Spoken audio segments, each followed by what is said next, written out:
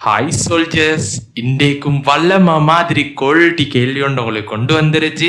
என்னென்னு நாங்கள் பார்ப்போம். சரி, அதாவது உண்மைக்கும் இன்றைய நாள் டே 6 உங்களுக்கு கொண்டு வந்துருச்சு கேள்வி. 2 பின்னங்கள், அதை நாங்கள் கூட்டணும்.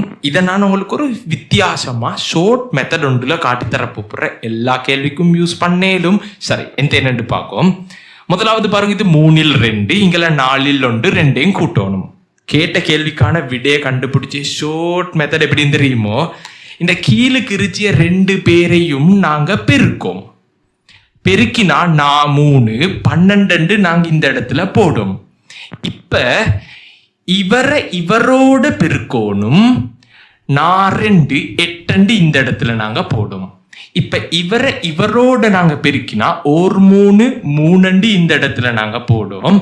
இப்ப நடுவுல கூட்டல் இருந்தால் நாங்க இந்த இடத்துல கூட்டல் போடணும்.